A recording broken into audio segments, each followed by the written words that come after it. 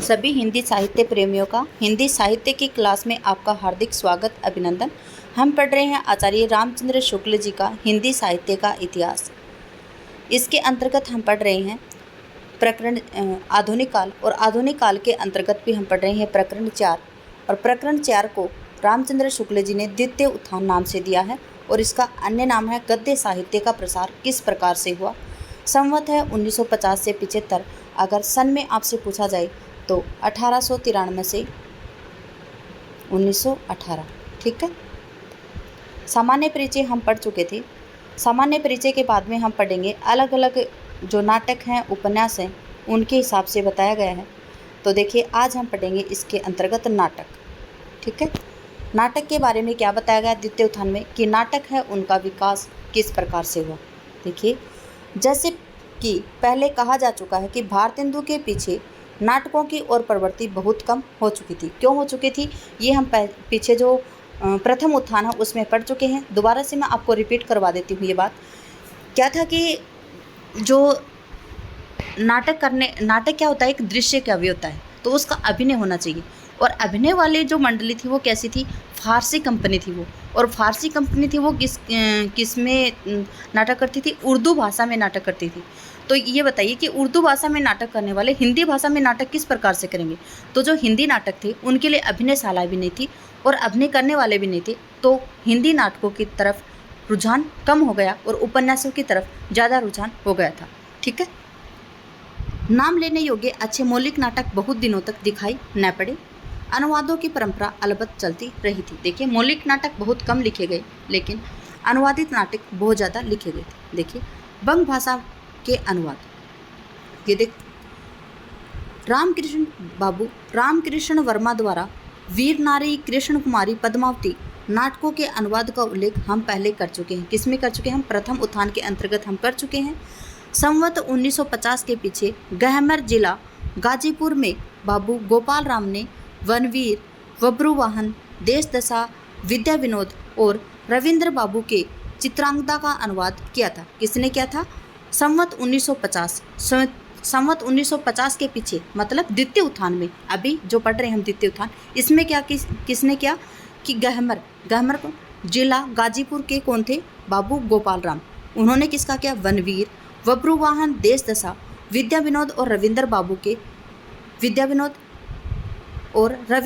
के क्या था, चित्रांगदा, उनका अनुवाद किया था। ठीक है।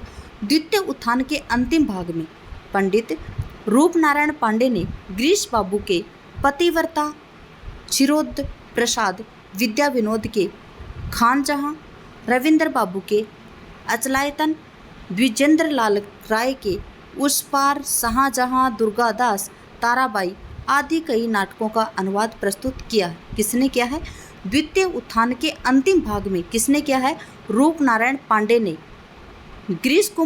जो गिरीश बाबू हैं उनके पतिव्रता का, क्षीरोद प्रसाद विद्या विनोद के, ये नाम है किसी का, उसका खानजहां का, और रविंद्र बाबू के अचलायतन का, द्विजेंद्र लाल राय के उस पार, शाहजहां, दुर्गादास, ताराबाई आदि नाटकों का अनुवाद प्रस्तुत किया है। किसने किया है, रूपनारायण पांडे ने। आगे है, अनुवादों की भाषा अच्छी खासी हिंदी है और मूल के भावों को ठीक ठीक व्यक्त करती है।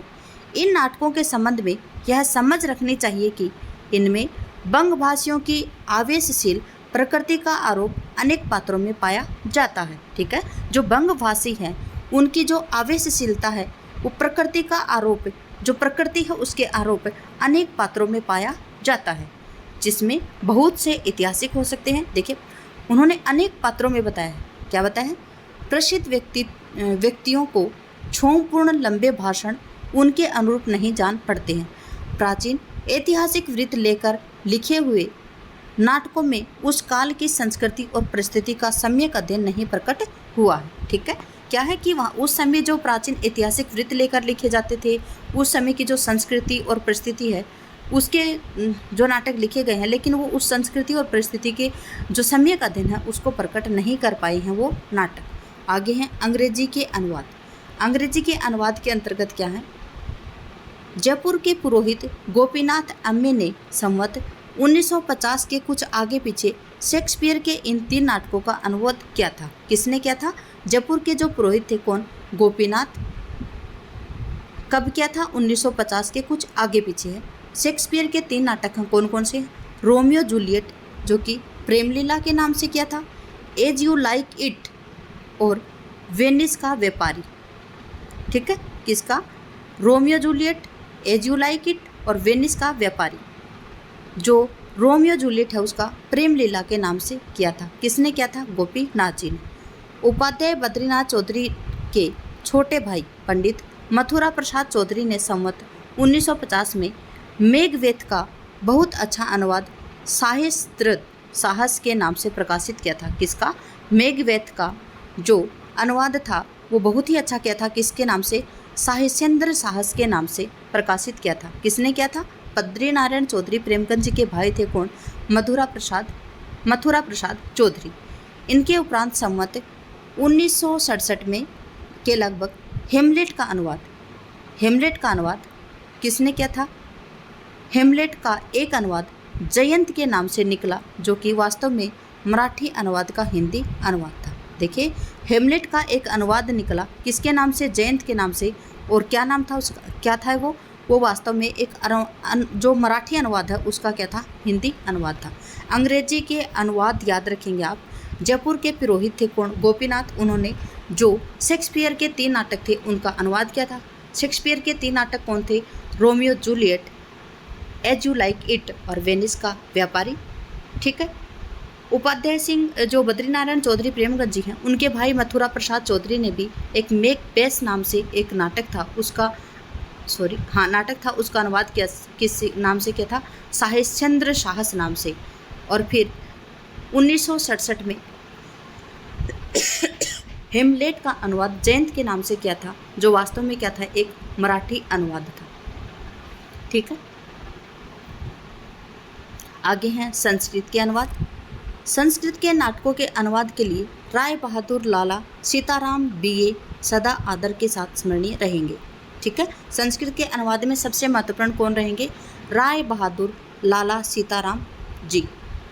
भारतेंदु के मृत्यु से 2 वर्ष पहले ही उन्होंने संस्कृत काव्यों के अनुवाद में लगाया था और संवत 1940 में मेघदूत का अनुवाद धनाक्षरी छंदों में प्रकाशित किया था। किन्होंने किया था? भारतेंदु जी ने।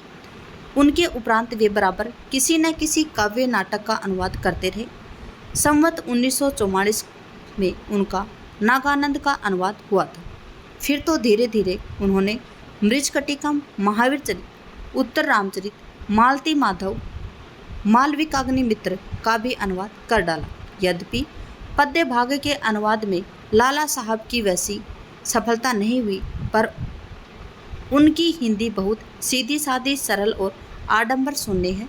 संस्कृत का भाव उसमें एक ढंग से लाया गया है कि संस्कृत पन या जटिलता नहीं आने पाए। देखिए, संस्कृत का अनुवाद किसने किया है? लाला सीताराम दास जी ने।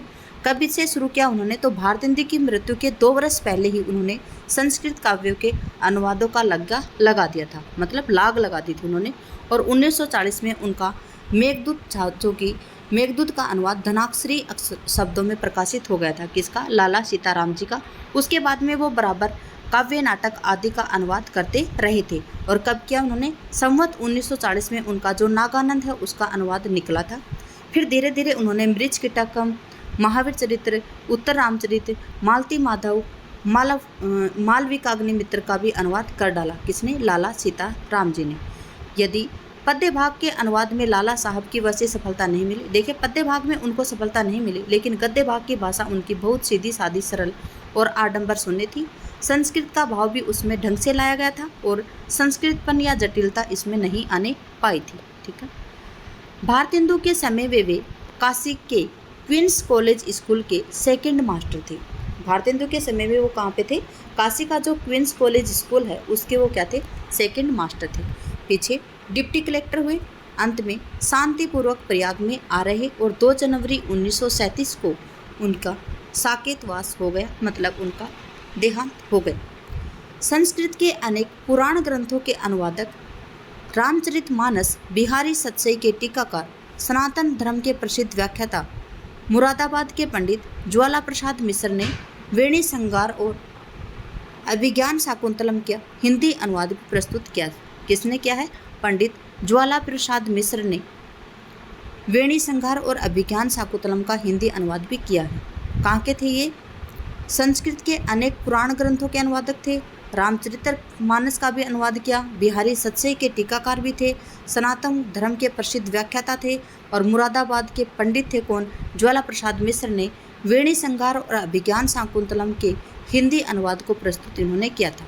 संस्कृत की रत्नावली नाटिका हरिश्चंद्र को बहुत पसंद थी। देखिए, जो संस्कृत की जो रत्नावली नाटिका है वो हरिश्चंद्र जी को बहुत ही पसंद थी और उसके कुछ अंश का अनुवाद भी उन्होंने किया था, पर पूरा वो नहीं कर सके थे।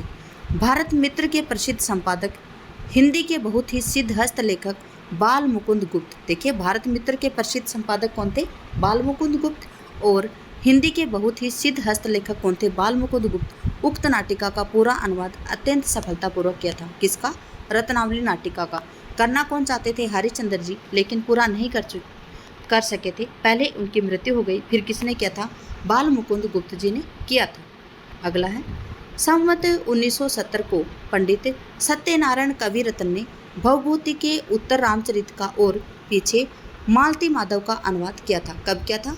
संवत 1970 में सत्यनारायण जो कविरत्न है उन्होंने भवभूति का जो उत्तर रामचरित है और मालती माधव का भी उन्होंने अनुवाद किया था। कविरत्न जी के ये दोनों अनुवाद बहुत ही सरस हुए, जिसमें मूल के भावों की रक्षा का भी पूरा ध्यान रखा गया था।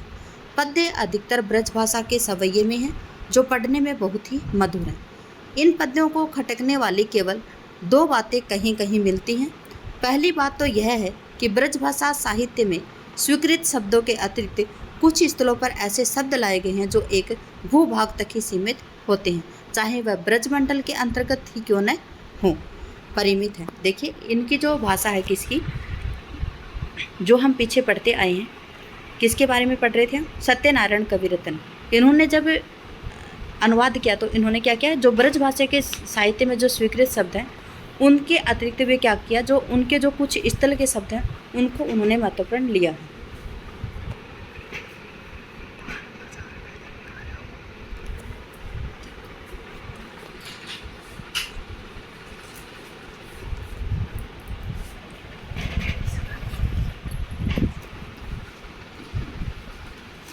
चलिए,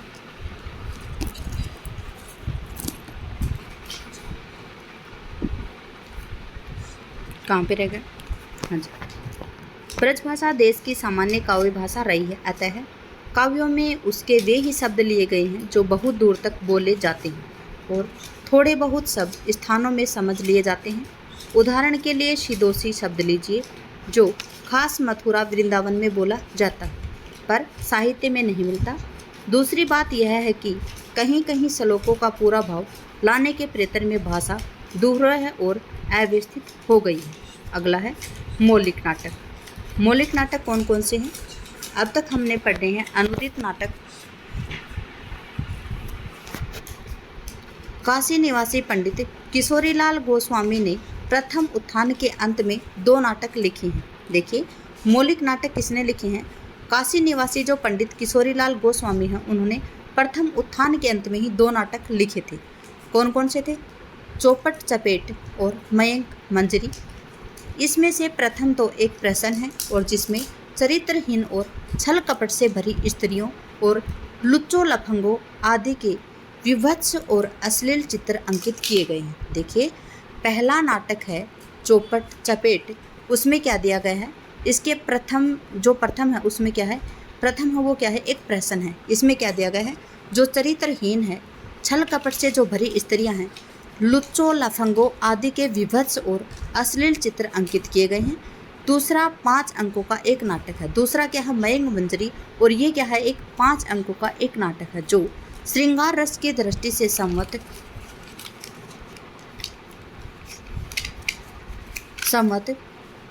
1948 में लिखा गया था।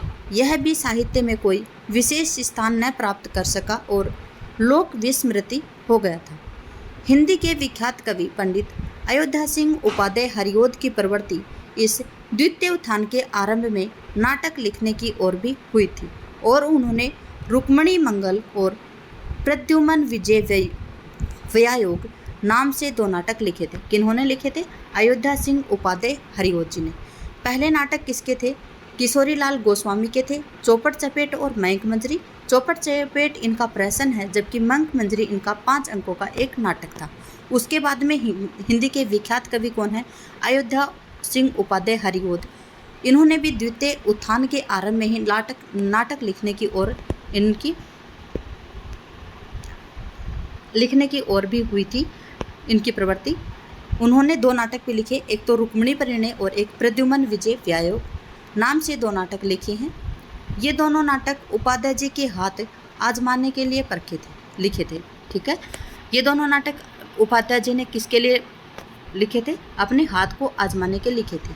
आगे उन्होंने इस ओर कोई भी परिवर्तन नहीं किया। देखिए, 2 ही नाटक लिखे, वो भी हाथ आजमाने के लिए, और फिर बाद में उन्होंने नाटक नहीं लिखे।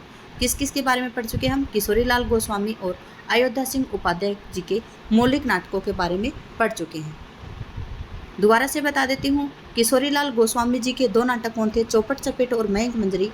चौपट चपेट इनका एक प्रहसन है, जबकि चौपट चपेट में क्या है? चरित्रहीन, छल कपट भरी स्त्रियों, लुच्चों लफंगों आदि के विभत्स अश्लील चित्र आदि का अंकित किया गया, जबकि दूसरा एक 5 अंकों का नाटक है और इसमें श्रृंगार रस की दृष्टि की गई है। फिर हिंदी के विख्यात कवि हैं अयोध्या सिंह उपाध्याय हरिओत। इन्होंने द्वितीय उत्थान के आरंभ में ही नाटक लिखने की परंपरा शुरू कर दी थी और यहाँ इन्होंने अपने हाथ आजमाने के लिए 2 नाटक लिखे हैं, रुक्मिणी परिणय और प्रद्युमन विजय व्यायोग। ठीक है, याद हो गए होंगे आपको। आगे हैं पंडित ज्वाला प्रसाद मिश्र ने संस्कृत नाटकों के अनुवाद के अतिरिक्त सीता वनवास नाम का एक नाटक भी लिखा था। देखिए, ज्वाला प्रसाद मिश्र हैं, इन्होंने संस्कृत नाटकों का अनुवाद किया था, लेकिन उसके अतिरिक्त इन्होंने क्या किया था? सीता वनवास नाम का एक मौलिक नाटक भी लिखा था, जिसमें भवभूति के उत्तर रामचरित्र की भी कुछ झलक दिखाई देती है। किसके? जो भवभूति की जो उत्तर रामचरित्र है, उसकी भी कुछ झलक उसमें दिखाई देती है। उनके भाई पंडित बलदेव प्रसाद मिश्र ने 3 अच्छे रूपक लिखे हैं। देखिए, ज्वाला प्रसाद मिश्र जी के भाई कौन है? बलदेव प्रसाद मिश्र। इन्होंने 3 अच्छे रूपक लिखे हैं। प्रभास मिलन, ब्रज के नंद यशोदा गोप गोपियाँ आदि के प्रभास क्षेत्र में वसुदेव कृष्ण बलराम आदि से भेंट होने की मार्मिक प्रसंग लेकर बड़ी सहृदय के साथ रचा गया है। कौन सा? जो प्रभास मिलन है वो क्या है?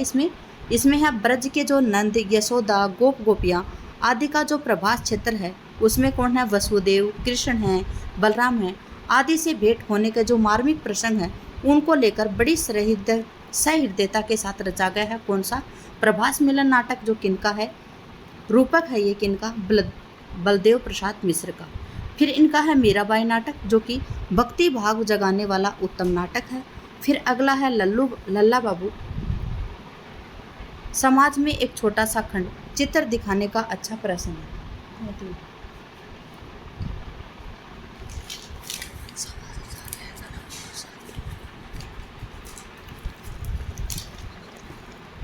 तीसरा नाटक है इनका लल्ला बाबू, जो समाज का एक छोटा सा खंड चित्र दिखाने वाला अच्छा प्रश्न।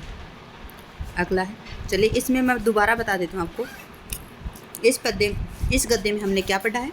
तो इसमें पढ़ा है हम ज्वाला प्रसाद मिश्र जी के जो संस्कृत नाटक हैं, ज्वाला प्रसाद जी हैं, उन्होंने संस्कृत के नाटकों का भी अनुवाद किया। उसके बाद में उन्होंने एक सीता वनवास नाम से एक नाटक लिखा, जो कि इनका मौलिक है। इसके बाद में जो सीता वनवास, उसमें क्या है? जो भवभूति का जो उत्तर रामचरित है, उसकी भी कुछ झलक दिखाई देती है। उसके बाद में इनके भाई थे बलदेव प्रसाद मिश्र। किसके? ज्वाला प्रसाद मिश्र जी के भाई थे। उन्होंने 3 अच्छे रूपक लिखे। पहला रूपक है इनका प्रभास मिलन, जिसमें क्या है कि ब्रज के नंद यशोदा गोप गोपियों आदि के प्रभास क्षेत्र में वसुदेव कृष्ण बलराम आदि के भेंट के जो मार्मिक प्रसंग है, उसको बड़ी सहृदयता के साथ रचा गया है। मीराबाई नाटक में भक्ति भाव जगाने का उत्तम नाटक है। लल्ला बाबू समाज का एक छोटा सा खंड चित्र है, जो दिखाने वाला अच्छा प्रहसन है। अगला है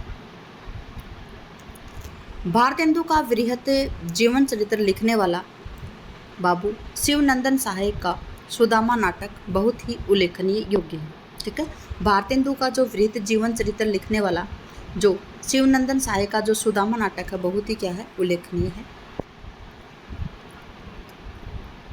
हाँ जी, इन मौलिक रूपकों की रुचि देखने से यह लक्षित हो जाता है कि नाटक की कथा वस्तु के लिए लोगों का ध्यान अधिकतर ऐतिहासिक और पौराणिक प्रसंगों की ओर ही गया है। देखिए, समझ गए होंगे आप, जितने भी नाटक और रूपक यहाँ पे प्रहसन वगैरह दिए गए हैं उसमें क्या है कि नाटक की जो वस्तु है वो लोगों को ध्यान अधिकतर कहाँ पे ले जाती है, ऐतिहासिक और पौराणिक प्रसंगों की ओर ले जाती है। वर्तमान सामाजिक और पारिवारिक जीवन की विविध उलझे हुए पक्षों का सूक्ष्मता के साथ निरीक्षण करके उनके मार्मिक या अनूठे चित्र खड़ा करने वाली उद्भावना उनमें नहीं पाई जाती है। ठीक है, किसमें कि जो वर्तमान सामाजिक है, पारिवारिक जीवन है, उसमें जो उलझे हुए पक्ष हैं उनका निरीक्षण, उनकी मार्मिकता, उनका अनूठा चित्र खड़ा करने की उद्भावना उनमें नहीं पाई जाती थी। इस द्वितीय उत्थान के बीच कल्पित कथा वस्तु लेकर दिखा जाने वाला बहुत बड़ा मौलिक नाटक कानपुर के प्रसिद्ध कवि राय देवी प्रसाद पूर्ण का चंद्रकला भानु कुमार है। ठीक है, कौन सा है? द्वितीय उत्थान के बीच ही कल्पित कथा वस्तु लेकर लिखा जाने वाला एक मौलिक नाटक था। कहाँ का था? कानपुर के प्रसिद्ध कवि थे कौन? राय देवी प्रसाद पूर्ण, और उनका नाटक का था चंद्रकला भानु कुमार। पर वह भी इतिहास के मध्य युग के राजकुमारों और राजकुमारियों के जीवन का सामना करने लाता था। ठीक है, जीवन का सामने लेके आता था। कौन सा? जो द्वितीय उत्थान के बीच में एक कल्पित कथा वस्तु लेकर लिखा गया था नाटक, और किसने लिखा था? देवी प्रसाद पूर्ण ने लिखा था। नाम क्या था? चंद्रकला भानु कुमार। और इसमें क्या था? जो मध्य युग, इतिहास के मध्य युग में जो राजकुमारों और राजकुमारियों के जीवन का सामने लाया है। पूर्ण जी मतलब राय देवी प्रसाद पूर्ण जी ब्रजभाषा के एक बड़े ही सिद्धहस्त कवि थे, साहित्य के अच्छे ज्ञाता थे। उन्होंने इस नाटक को शुद्ध साहित्यिक उद्देश्य से ही लिखा था, अभिनय के उद्देश्य से नहीं। वस्तु विनाश के कुतूहल उत्पन्न करने वाला जो विचित्र होता है उसके न रहने से कम ही लोगों का हाथ यह नाटक पड़ा है। ललित और अलंकृत भाषण के बीच बीच में मधुर पद्य पढ़ने की उत्कंठा रखने वाले पाठकों में ने अधिकतर इसे पढ़ा है। देखिए, दोबारा से बता देती हूँ मैं, ये गद्य में दोबारा समझाती हूँ आपको। पूर्ण जी जो ब्रजभाषा के बड़े ही सिद्धहस्त कवि थे, साहित्य के अच्छे ज्ञाता थे। उन्होंने इस नाटक को शुद्ध साहित्यिक उद्देश्य से लिखा था, अभिनय के उद्देश्य से उन्होंने नहीं लिखा था। किसके उद्देश्य से लिखा था?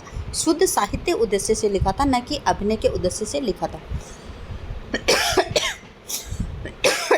सॉरी। वस्तु विन्यास में कुतूहल उत्पन्न करने वाला जो विचित्र होता है उसके न रहने से कम लोगों के हाथ में नाटक पड़ा। देखिए, वस्तु विनाश के कुतूहल मतलब अंदर से कौतूहल उत्पन्न होगी तभी हम किसी नाटक रचना, किसी के प्रति हम उत्साहित होंगे। तो कुतूहल उत्पन्न करने वाला जो विचित्र होता है उसके न रहने से कम ही लोगों के हाथ में यह नाटक पड़ा है। ललित और अलंकृत भाषण के बीच बीच में मधुर पद्य पढ़ने की उत्कंठा रखने वाले पाठकों ही ने अधिकतर इसे पढ़ा है। ठीक है, मधुर पद्य पढ़ने वाले जो मन में उत्कंठा रखते थे उन्होंने ही इसको पढ़ा है। अगले वीडियो में पढ़ेंगे हम, अगली क्लास में पढ़ेंगे उपन्यास। देखिए, समझाने में तो टाइम लगेगा, और अगर आपको ध्यान से पढ़ना है और समझ के पढ़ना है और साथ के साथ याद करते हुए पढ़ना, रटना नहीं है, तो आप क्लास में बने रहेंगे अंत तक। ठीक है, क्लास में बने रहने के लिए आपका धन्यवाद। आपका दिन शुभ रहे। जय हिंद, जय भारत, जय जवान, जय किसान।